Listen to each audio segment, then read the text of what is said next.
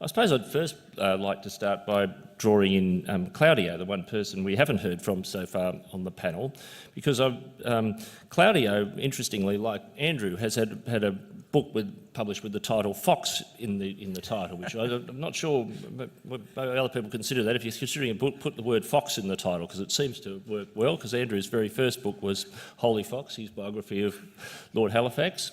And Claudio wrote a fascinating book in the early 1990s called The New World of the Gothic Fox. So I just want to read a tiny little extract from it, and then I'll get Claudio to expand on whether he still believes that to be the case. And it nicely picks up on what Andrew was talking about as well.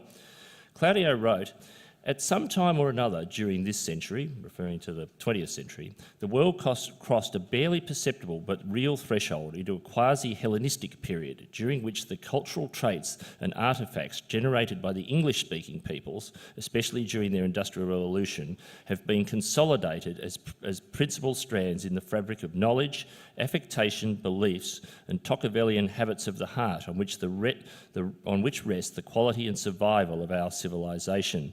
The similarity between this process and the sequel to the dissolution of Athenian imperial power suggests explanations and complexities vastly more plausible than the ones associated with the presumed inception of an epoch that will turn the page on the culture of industrial modernity." How do you see that relating, Claudio, to what we've just heard from Andrew about the rise of China? And Thank you, Mr. Chairman. It's an honor to be here. I'm very grateful to you for inviting me. And I congratulate myself on having been present when Andrew Roberts has regaled us with such a magnificent presentation. This is a day that will be remembered by those present, I am certain. I am mildly disconcerted to find myself facing a spectrum of opinion. At one end, Dr. Roberts, and at the other end, Mao Zedong. And mildly disconcerted because as I think about this in the light of this splendid paper, I come down to the conclusion that I agree with Mao. And this is very strange. I think that Hitler and Stalin and Mao had an intimation of a problem, and they responded differently. Hitler responded to the threat of the cultural embrace of Western civilization by emphasizing the local, the regional, emphasizing German values rooted in the soil of Germany. It's more complex than nationalism. He was emphasizing a kind of earthy regionalism, lederhosen and sausages and beer, or variations on the theme, plus pagan traditions and bonfires at night and that kind of thing, which attracted immense popular support. And he felt, and Rosenberg felt and wrote about it, and so did Goebbels, that by emphasizing German values, they would keep the degenerate influence of the West at bay, that their values were superior and they could defend themselves. All they had to do was to emphasize them and support them. Stalin had a different approach. I mean, he was the creature of an ideological bind in which he placed himself successfully. One considers what happened to Trotsky, and that was socialism in one country. So he really didn't give much of a damn about what happened in the rest of the world, but he wanted to ensure, he thought, that if socialism or communism could prosper in one country, in the fullness of time, eventually it would spread elsewhere. He didn't believe in the permanent revolution. But as an unintended consequence of this commitment to socialism or communism in one country, he erected a wall around the Soviet Union to keep out the values we rightly associate with Western civilization. It wasn't a cultural revolution, it was almost a cultural revolution. It wasn't announced as such, because there was still an item surviving item, in spite of him, by the way, of internationalism in the Soviet Union.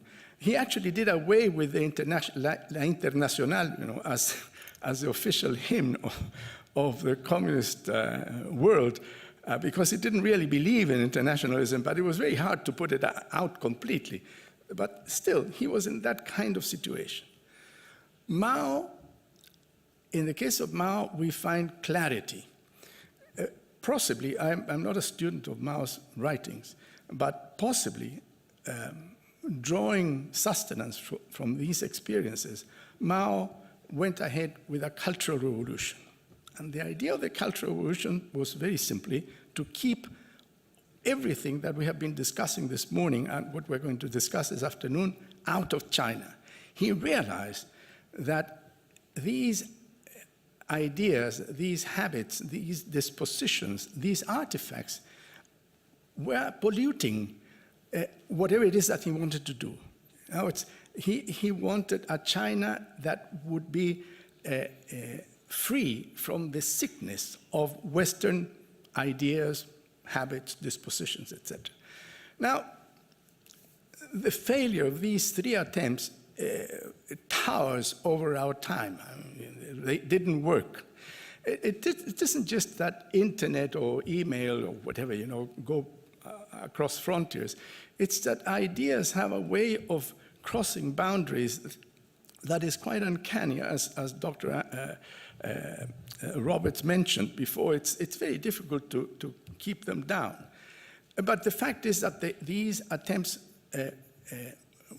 led to failure. What's happening now in China, with China?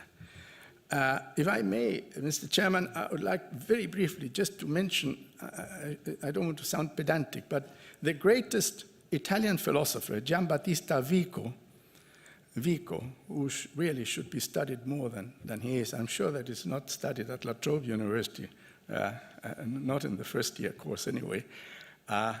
Vico suggested that what we do matters.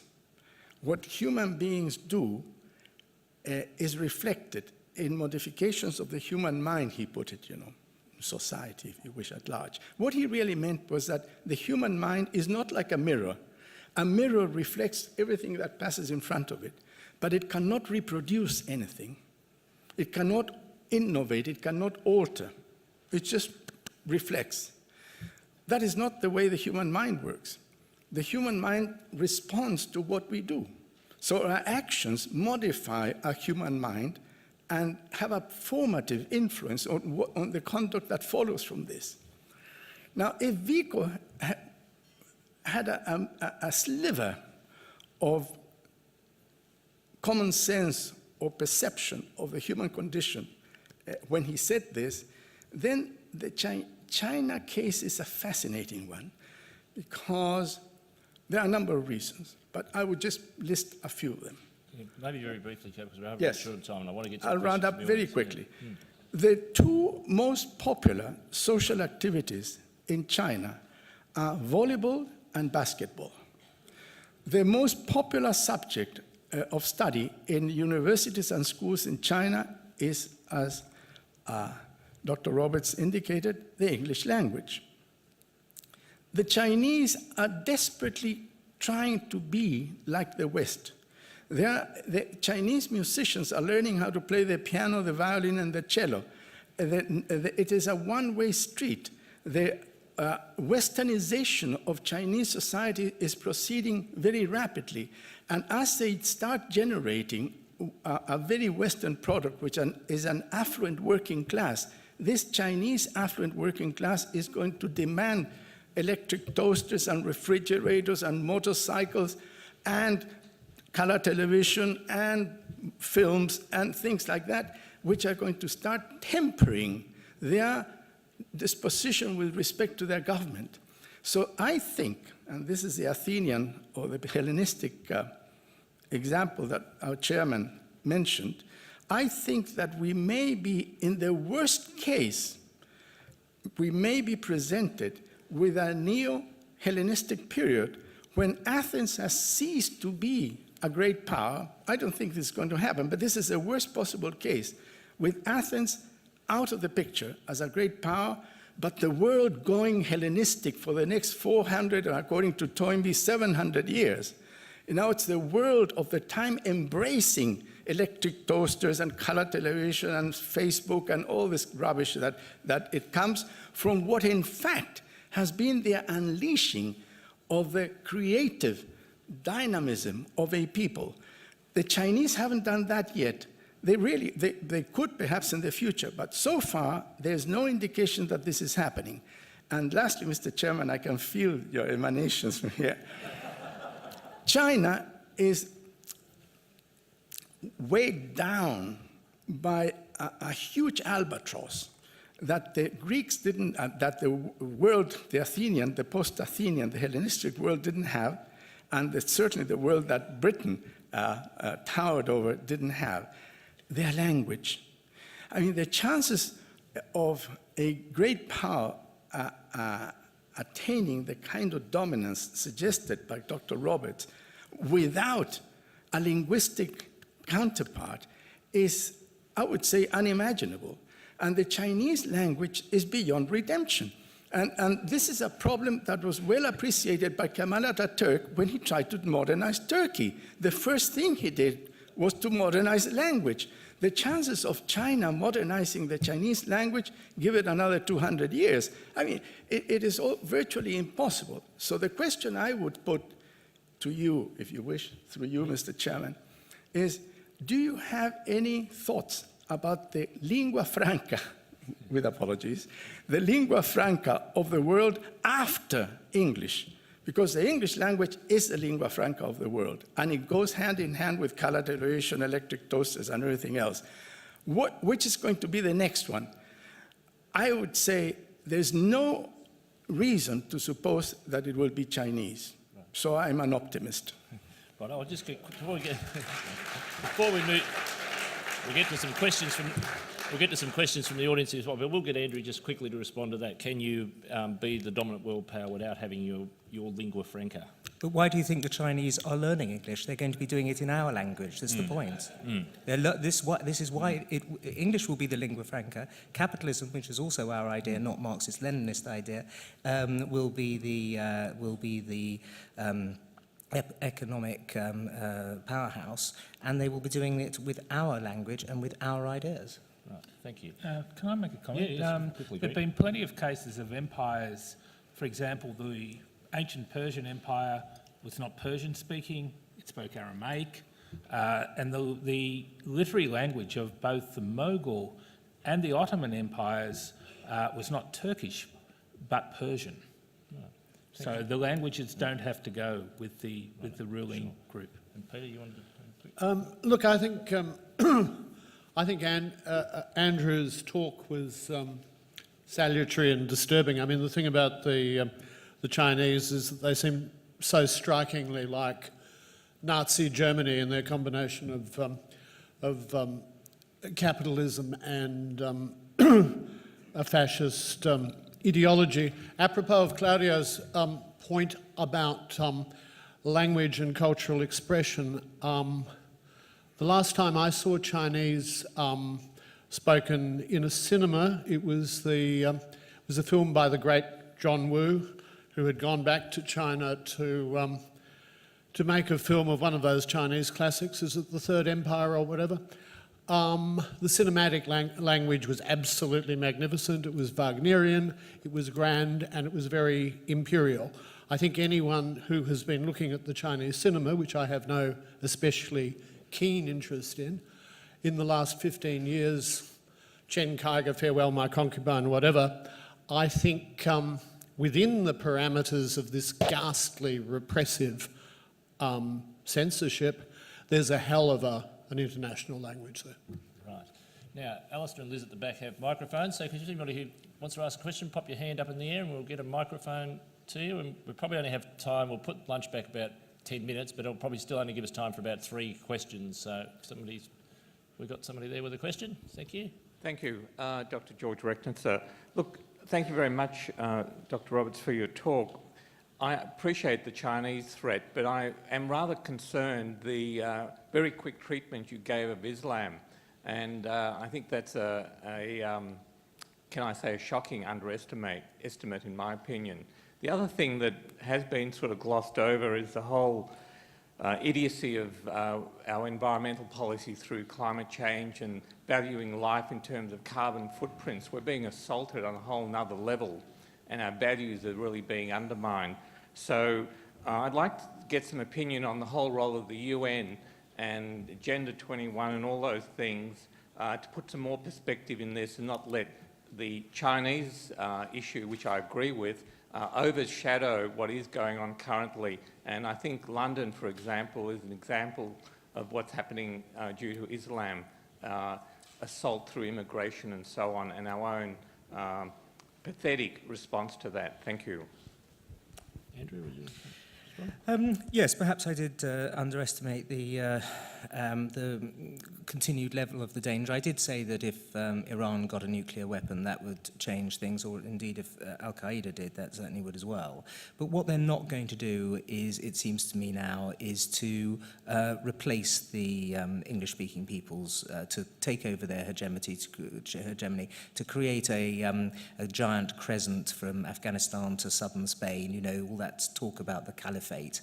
It's pretty clear that we have shown the necessary willpower to fight them in their own countries, and pretty effectively at that. So, no, of course the war against Al-Qaeda and Islamic terrorism and fundamentalism is not won by any means. It is going to be a long war. But what it isn't is an existential war any longer. Whereas I do believe that what the kind of threats that China places, not in a military capacity, but just simply as a globally overpoweringly successful economic force, does. Thank you. Another question I think we've got down there, yes? Andrew, your thoughts on the future for China of three looming facts: the demographic distortion of the one-child policy, whereby Mark Stein says that China will grow old before it grows rich. Second, the religious factor of this vast underground Christian movement. Will it have some analogous effect as it did on the Roman Empire?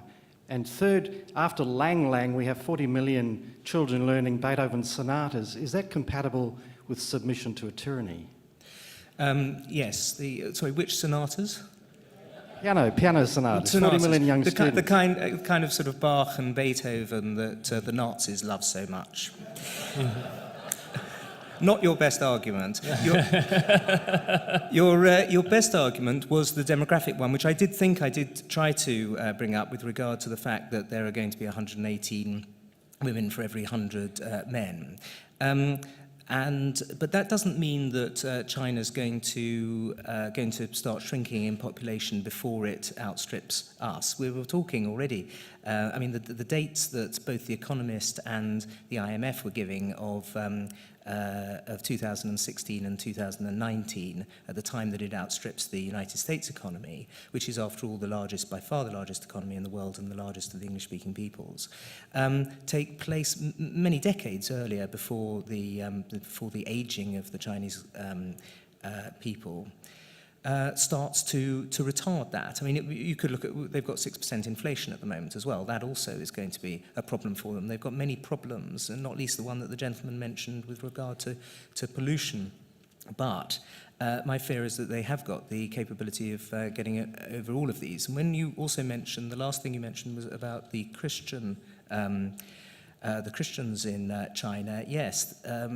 The way in which Christians have, as Cardinal Zen has been stating in public, have been treated is monstrous. As are the Falun Gong, who have been treated in the most appalling, vicious ways. And yet, you know, this isn't something that seems to evoke the sympathy of that many other Chinese. You know, it is a country, it is a culture where sympathy for one's neighbour is not like it is in Christian Western cultures, where it's absolutely essential to the to the whole makeup. You know, a national health service in China, for example, a genuine one, rather than the kind of thing they have there at the moment, is a very hard to conceive. Obviously, they shouldn't go down the British route, anyhow. But nonetheless, you know, it's a these are huge problems. And what I don't see, especially in the West, is any sense of leadership that we know really what we want to do about it if we could anyhow. When you mentioned earlier, Richard, that great line from Claudio's book about the Tocquevillian habits of the heart, it reminded me of that line of Alexis de Tocqueville in the 1848 revolution, when he sees a mob of his people from his arrondissement, this French leader, and he chases after it and shouts to Tocqueville, "I am their leader. I must follow them." Right. I think we almost... we'll take one more question right over here. We'll just try and squeeze. If you make it a brief question, we'll try and get a very brief response from our panel on the question, if we can. This will fortunately have to be our last one. Quick question, I'll shorten my question. Not a single Western nation has a rising birth rate, and many, particularly in Europe, are in what is considered to be unsurmountably negative birth rates. Did Western civilization effectively euthanize itself with the invention and promotion of the pill after 1950? I don't know about the rest of the panel, but I know that the chairman has 4 children, so the chairman of the panel's done his bit. How have the rest of us done? Well, I mean, there's been some recent studies that indicate that in the West, as in other places, the people who are having children are those who are religious. So the people who are not having children tend to be secular or moderately religious. So we are going to see quite a changing demographic over the next 50 years within Western countries as well. So certain parts of Western countries, people are not having as many children. Other sectors of Western countries, people are in fact having many children. So it may be simply that those who are secular breed themselves out and abort themselves out of existence. Andrew, did you want to make any comment? The other exception to that, of course, is the United States. The United States is growing in population, both by immigration and quite a lot of the Hispanics who are coming into America are having large families. And so, yes, when you look at Italy, Italy is dying out. Russia is dying out as countries. You know, at some stage there will be a place called Italy and no one inside it. But that's not going to be the case with America. Yeah. Rightio. Well, look, that's all we have time for on the panel. Thank you for the questions and for our panel.